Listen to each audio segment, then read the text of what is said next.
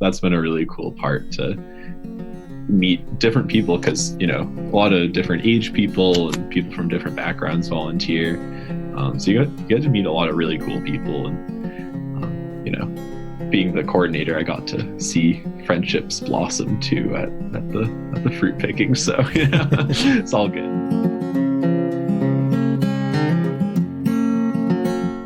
Have you ever gone a little overboard in your garden, run out of friends and family to give the extra produce to, and thought, what am I going to do with all of this? Well, today we talk with Will O'Neill of Backyard Harvest. Backyard Harvest is able to take that extra produce from your garden, whether it's fruit or vegetables. They get volunteers to come and pick it for you, and they'll take it to local food banks and other places, and they make good use of your extra food. We want to thank Will for coming in and talking to us and letting us know how we can volunteer, or how you can volunteer, to either give extra produce or go and pick for this good cause. Here's the show.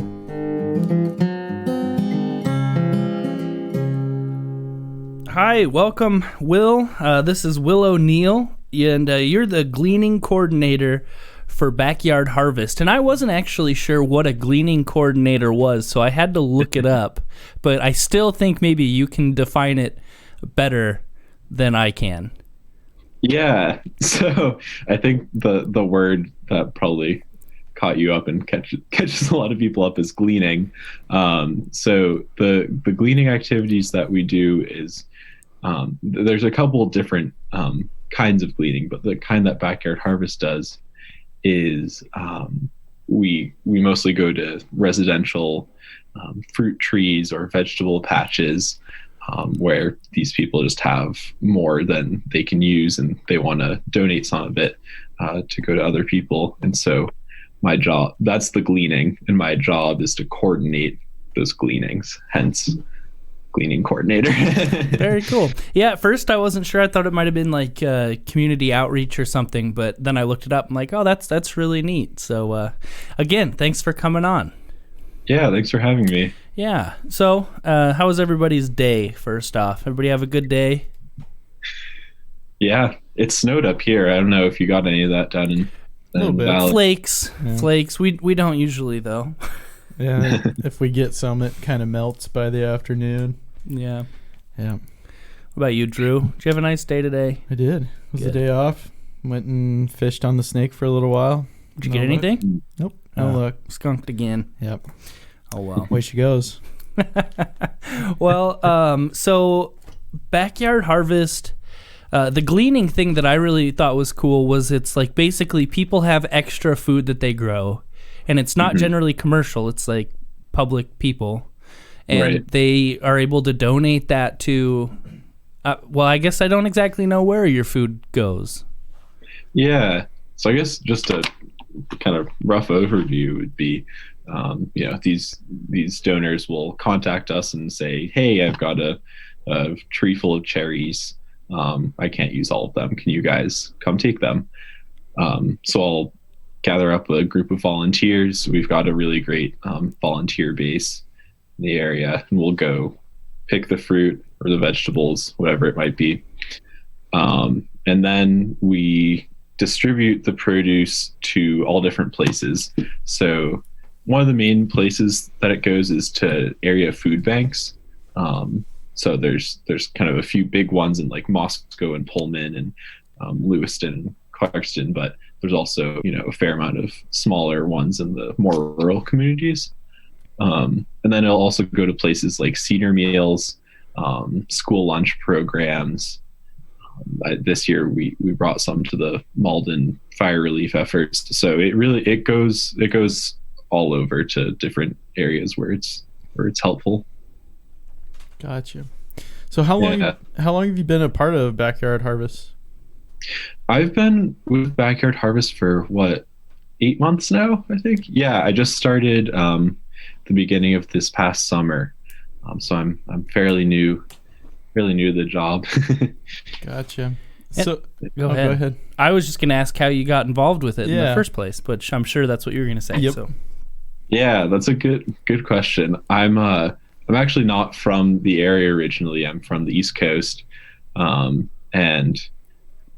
this position it's through AmeriCorps. So if anyone's not familiar with the program, it's just like a kind of umbrella for all these different nonprofit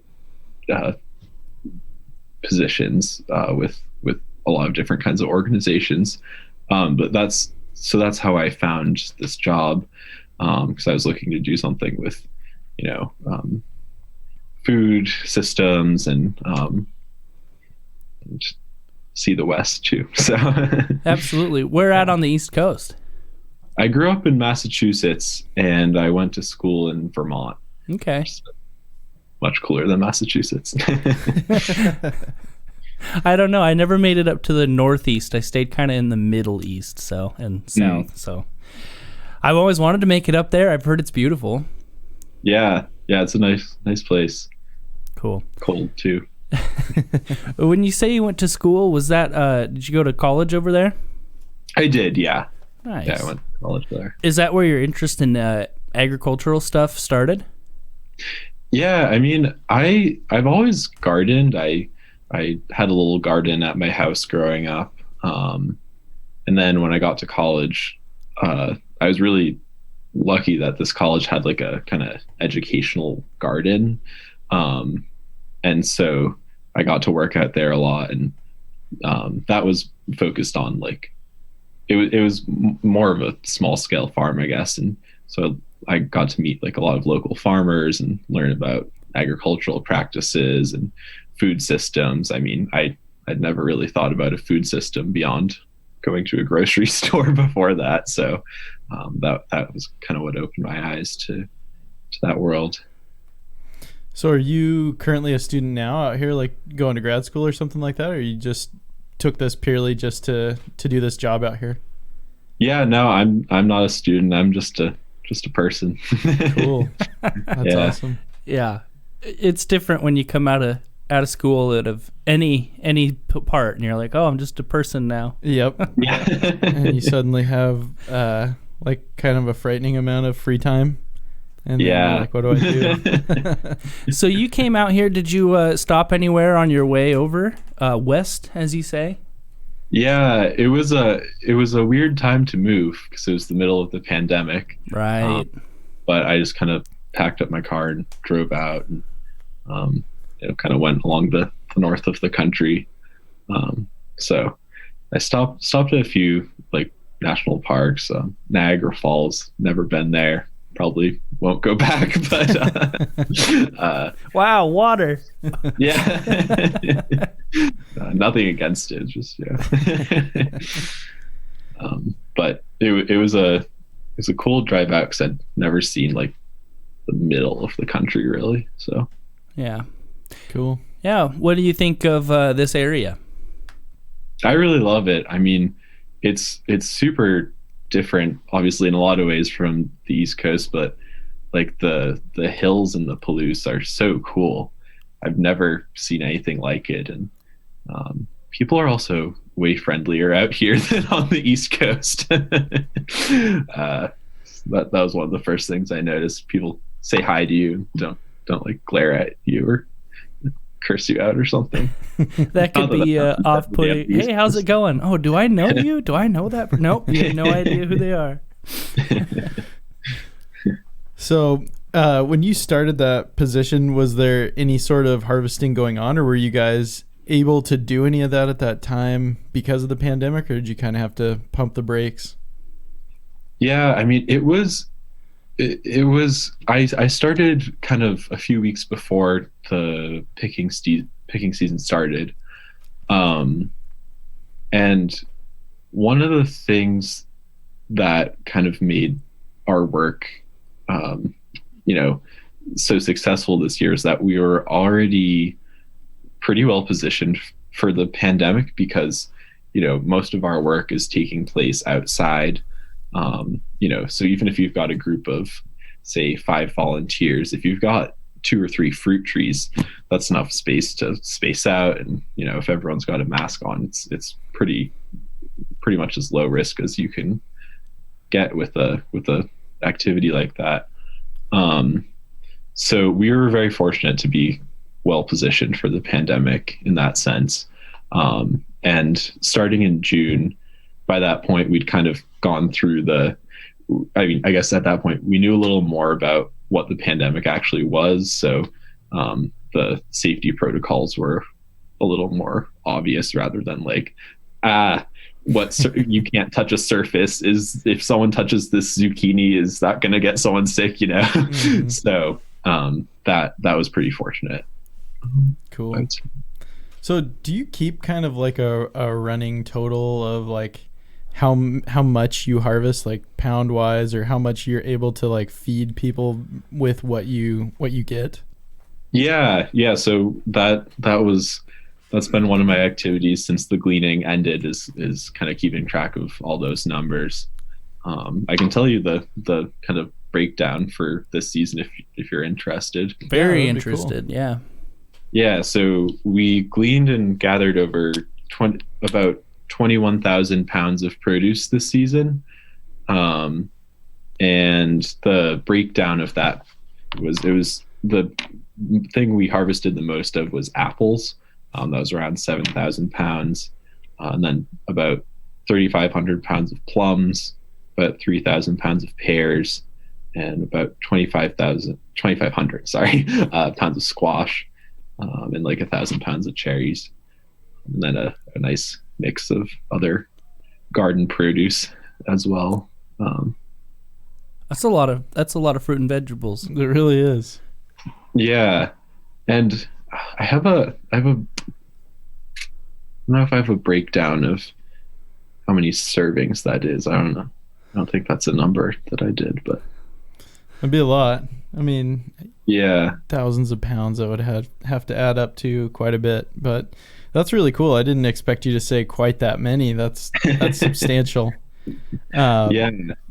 So where do you know kind of where the majority of that went to, or did you guys incorporate in new places that it would go to? I know you mentioned a few earlier, like food banks and that. Is that kind of mostly where it went, is in like Moscow or Pullman or Lewiston or? Yeah, there's the Moscow Food Bank and the Community Action Center in Pullman. They can take a lot of our produce, and then also the Colfax Food Pantry. They're able to distribute it to a lot of the rural food banks in Whitman County. This was kind of a slow year for us in the LC Valley, just because of some staffing shenanigans, but so we didn't get too much down there, but hopefully next year we'll be back and picking like crazy. Nice. So how does somebody get involved if they want to donate or volunteer? Yeah, that is a great question. So we have a volunteer email list that people can sign up for, and also if people are interested in registering a fruit tree or berry patch, they can email gleaningcoordinator@backyardharvest.org. Very long email, but we'll put it in all the links for the episode. Okay, great. And then on our website, we also have a form for people who are interested in donating produce, where they can just kind of enter what they have and what they'd be interested in having us do. But yeah, we're always, happy to have volunteers, and in addition to our gleaning program, which is that's kind of like our biggest one, that we need the most volunteers for. You can imagine 20,000 pounds of produce takes a lot of volunteers, but we also have a garden program which is more education focused. We have a few plots and community gardens, where people can also get involved if they want to learn more about gardening. And one of our other programs that is super cool is our Shop the Market program, which allows EBT users to use their benefits at farmers markets, and get like a good price at farmers markets. So that's a really sweet program that that is cool. We had a lady from the Clarkston Farmers Market, and she was telling us about that. And really? Yeah, that's really neat that they're able to do that. Yeah, it's a really great way to get fresh produce. So as the gleaning coordinator, do you really do much in terms of like outreach or those education programs that you're talking about, or is it pretty much just kind of mapping out the logistics for who gets what from where and where it ends up? Yeah, I mean it's mostly that, especially during the gleaning season, which is kind of June to November. This year it got cut a little short because we had that wacky cold spell at the end of October. That was weird. It got super cold and then it warmed way up. Yeah, I was gonna say until this week that was kind of the coldest weather we've had this winter. Yeah. But my job, especially in that season, it's a lot of coordination because you've got, the donors whose fruit trees are all coming ripe at different times, and then you've got volunteers to coordinate and get the volunteers to the right place at the right time. Make sure the fruit's still ripe or not underripe, and occasionally the birds get it before you do, and then once you've got the produce, we have some volunteers who distribute it, so they'll do like a weekly delivery to a food bank or something like that. So there's a lot of moving pieces to get the fruit from the tree into the hands of the people who are going to eat it. Yeah, it sounds like it. So do you guys have like equipment of your own, or is that all relying upon donors in terms of like trucks or anything? Yeah, we're a nonprofit, so we're funded by donations and grants. So in a roundabout way, those are all from donors. But we have our own picking poles. I don't know if you've ever seen a picking pole, but they're super cool. They've got like a little basket, and you can. They're great for apples and pears. You can just kind of claw onto it and pull it off the tree. And then we've got picking bags that are kind of like a massive kangaroo pouch that you can load fruit into. And we have a van that carries everything around, and some tripod ladders. So yeah.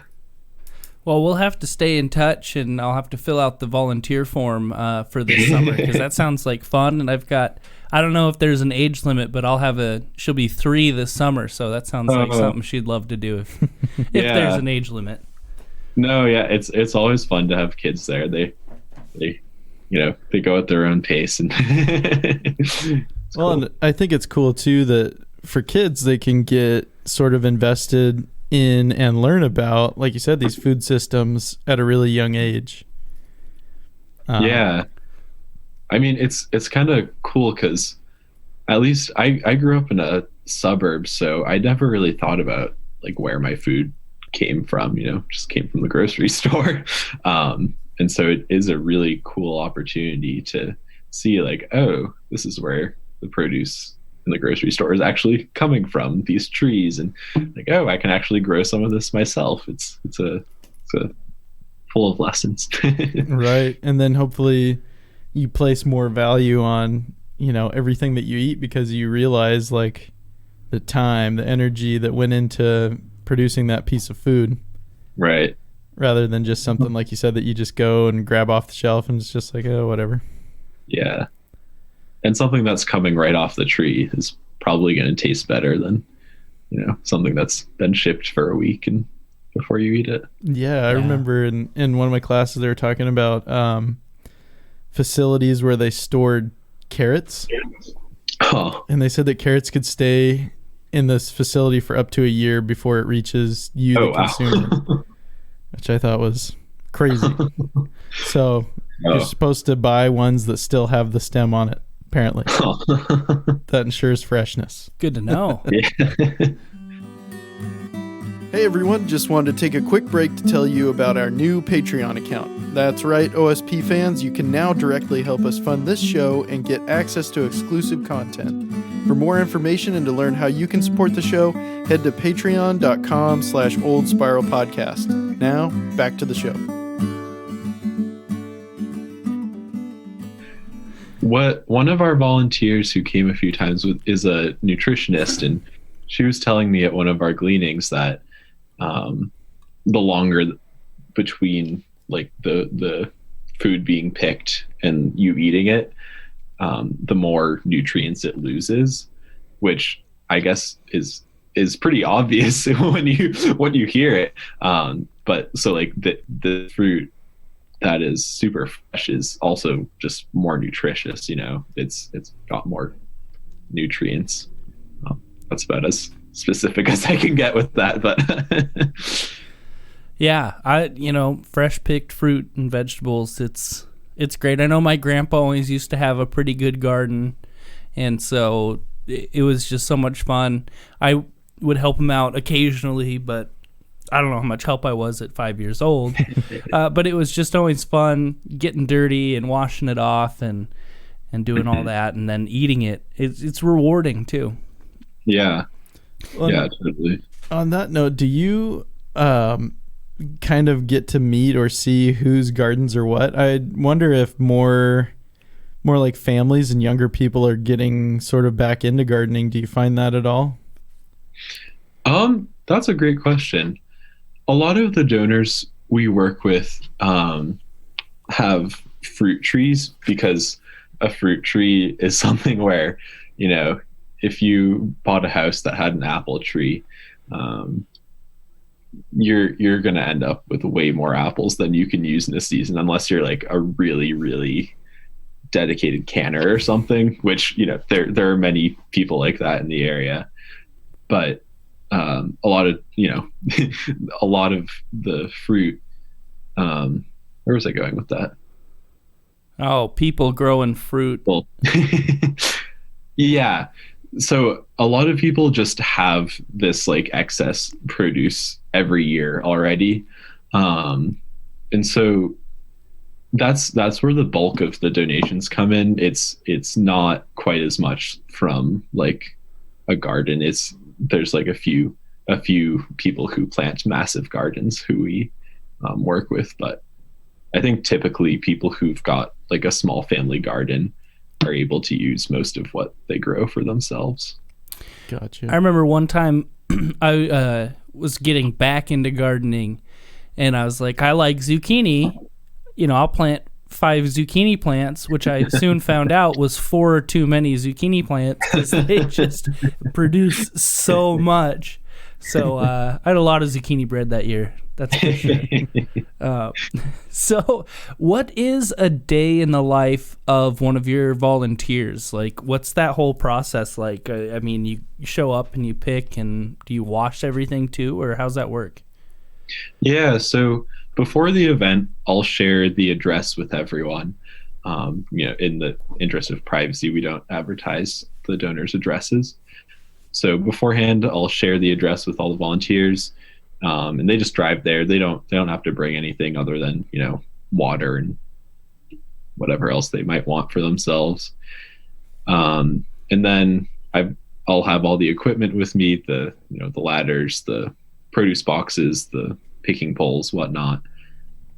And then we just pick, and, people are welcome to stay for however short or long as they want. And the picking is a lot of fun because you get to just talk to people and be outside, and especially during COVID, that's been really nice. And then afterwards, we just kind of pack everything up. And one of the cool things about volunteering is that you get to take home up to half of the produce you pick. So a lot of people will go home with a nice big bag of fruit, and that's kind of the end of the volunteer day. Oh, okay. Yeah.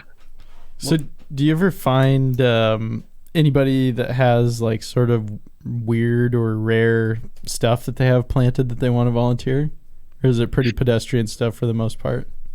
Yeah, we definitely do, and that's always, an interesting thing because, a lot of the places we're donating to might not have a use for something that's really kind of out there. Like, I'm trying to think of what this year, like hops was one thing that we were offered. I think a volunteer did take some of those. um, um, I'm sure there were other unusual things of produce, but yeah, that's a situation where if we're able to, it'd be great to like connect that donor with, if we know a specific person who's kind of interested in using that unusual produce. Well, if you find any more people with hops, let me know. Yeah, Brian makes some pretty good beer. Oh, really? Yeah. Oh, that's sweet. Yeah, it's a lot of fun, and I enjoy doing it, and I love using fresh hops, and I don't have any plants myself, but the times where I do get hops from people, it's always fun to either use them fresh or dry them out. It's a really neat process. Oh, that's cool. I brewed kombucha once, but that's my only. Nice. I'd like to do that. We talked to some people. There's a winery up on the Spiral Highway, called Spiral Rock, and they do kombucha that they get from fruit at their location. Oh, cool. And we went up and did a podcast on location, and we tried some, and it was really good. Oh, that's sweet. Yeah. So if you ever get a chance, get a group of people and head down to Spiral Rock, and they have a good wine too, but definitely try their kombucha. Nice. So do you know sort of like the back history about Backyard Harvest in our area specifically at all? Is that a relatively new program, or is that something that Moscow, Pullman, Lewiston, Clarkson area has had for a while? Yeah, so it's been around for about 15 years, I believe. And it was just kind of founded by accident. There was a local gardener who had planted way too much in her garden and wanted to do something with it. And turned out a lot of people had a similar dilemma. And so Backyard Harvest kind of just came into being and eventually became a registered nonprofit. And, over the years, we've kind of grown and wound our way to where we are, and kind of found that the fruit tree cleaning especially is one of the biggest niches we can fill in the community. Gotcha. Yeah, I wasn't sure if that was, I know you mentioned it's a program through AmeriCorps, but I wasn't sure if that was like a national program or if that's just kind of specific to us. Yeah, so that's just my position is through AmeriCorps. The organization as a whole is just an independent 501c3. Cool. Yeah. I had a question. Where'd it go? Oh. Let's see here. Oh, that's right. So food is it can be kind of a touchy thing, I suppose, in a regulation sense. And you guys are just kind of taking it from volunteers. Is there any sort of regulatory stuff that goes along with that, or how does that work with like FDA and all that sort of thing? So as an organization, we try to provide like the highest quality produce that we can. So if stuff is like rotten or animal damage, we don't use that. And we want to provide attractive, tasty produce. In terms of regulations, I am probably not the best person to speak to that, but I believe there is a law that allows nonprofits to kind of be exempt from all those kind of regulations that like a farmer might have for selling produce. Well, I suppose if we can do farmers markets where the same people that are, volunteering their produce can go to a farmers market and sell it, it's probably along those same lines. Yeah. that would be a good question for um, one of our board members. Yeah. Threw you a hardball there. Yeah, I wasn't expecting you to know any specific regulatory numbers, but I know food is one of those things that can be, that they can get you on. Obviously, I'm sure you guys follow whatever rules there may be, but there shouldn't be. Right. For what you guys are doing and providing food, and it would go to waste otherwise, and it's helping out food banks and all this stuff. I mean, you should 100% be able to do what you're doing, because it's just an awesome program. Yeah, I think so too. Yeah. So you mentioned some of the like education and that kind of thing. When does that happen usually? Is that in the summer, and then do they kind of do it on a regular basis, or they just do a couple each season, or each summer rather? Yeah, it depends on the year. I know with the pandemic, things were just so in flux that we weren't able to do too much of that this year. But I know in past years, we've done things like cooking demonstrations, because sometimes you get this produce that is like fairly common, say beets, but like a lot of people don't know what to do with beets. Like it's just a big lump of a vegetable. How are you going to eat that? And so we've done cooking demonstrations like outside of food banks and at schools and things like that, where we just kind of try to make this food more accessible, because fresh produce is great, but if you don't know what to do with it, it's like all right, I'll just maybe use this as decoration or something. So that's one of the things we focus on, and our garden programs is a lot of hands-on education. So I know this year we were still able to do some education at our community garden plots, especially with local children who just want to learn about gardening and growing food. And one of our board members did a really great job of working with some kids this summer. That's cool. Yeah.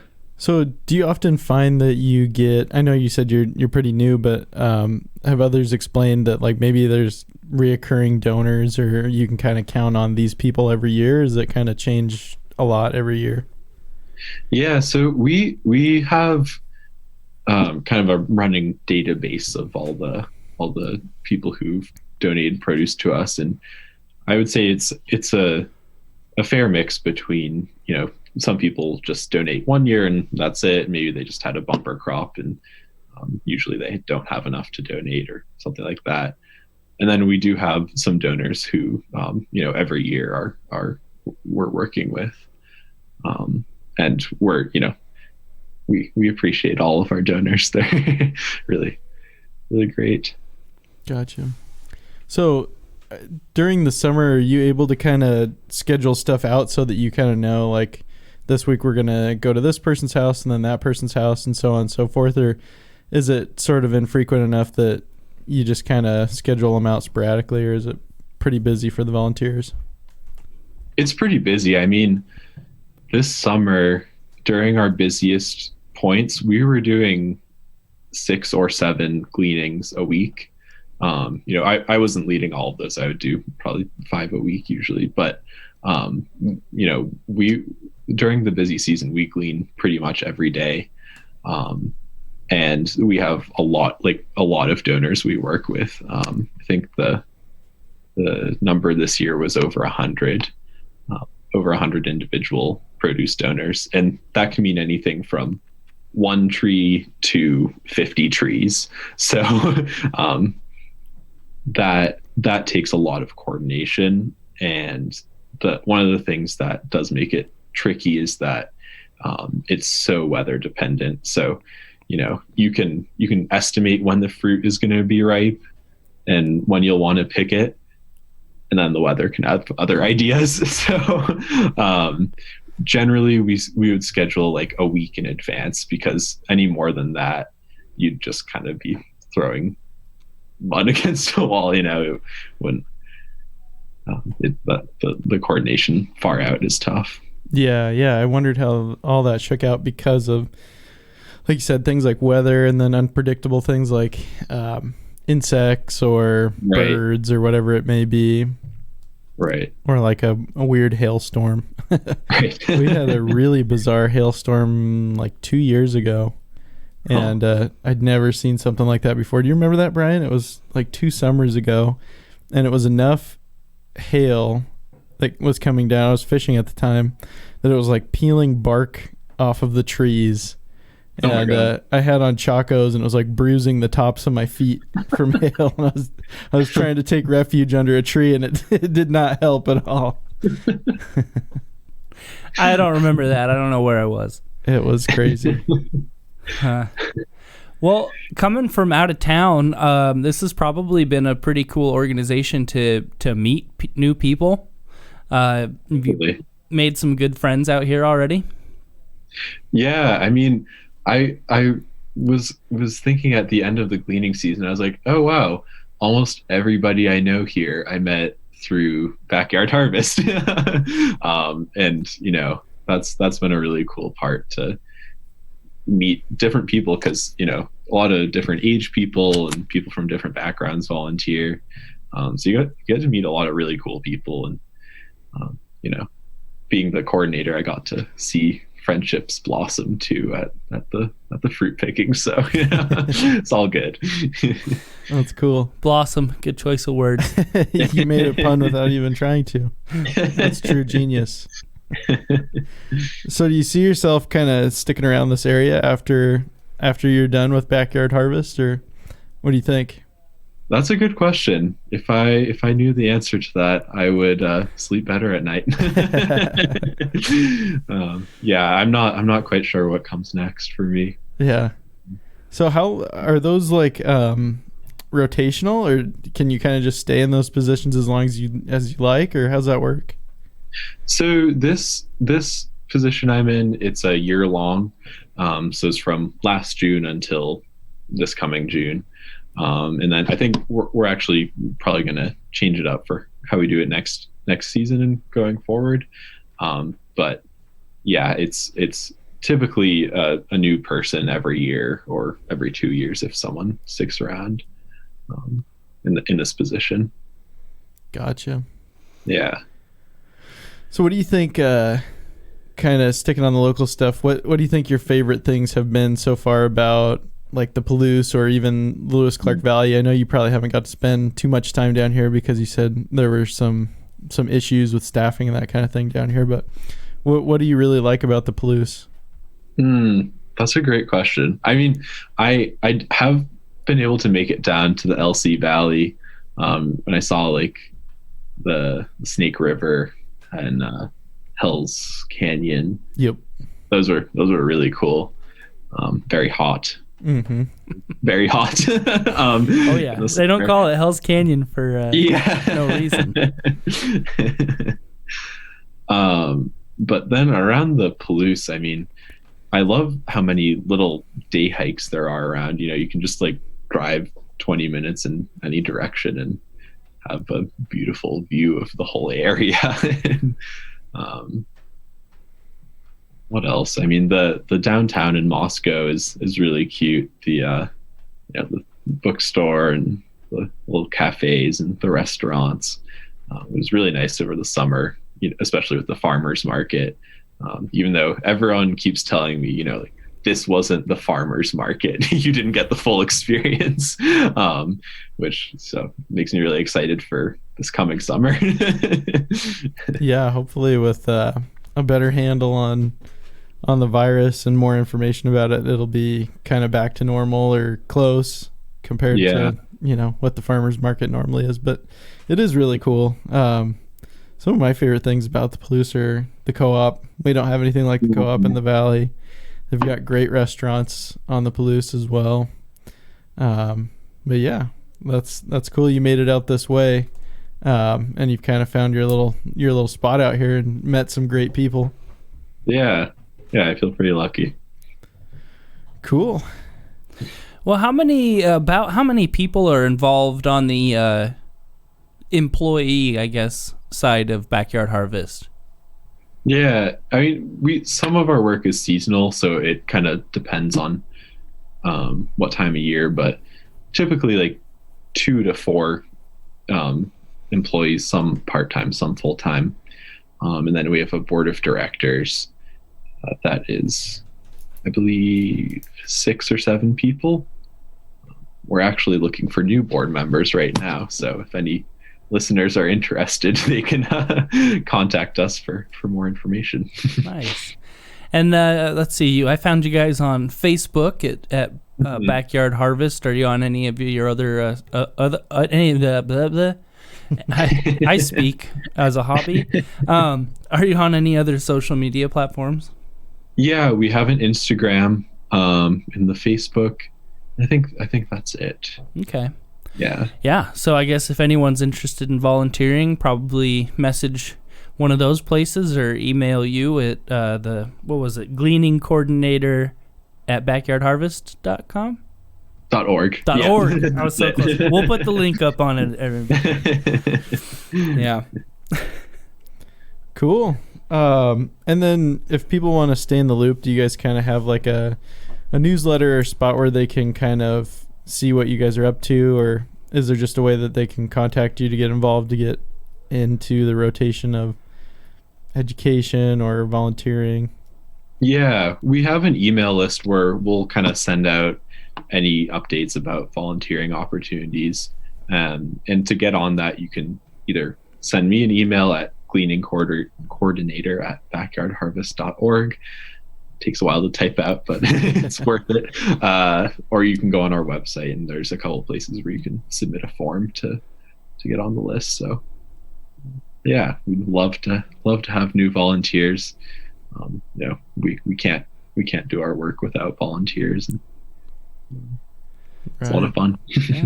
Cool. Well, thanks again so much for coming in and talking with us. I really appreciate it, and I can't wait till this next summer because I'm going to try to volunteer for sure. Yeah. It sounds like a lot of fun. Awesome. Well, thanks for coming on the show, Will, and thanks everybody for listening. Yeah, thanks so much for having me on.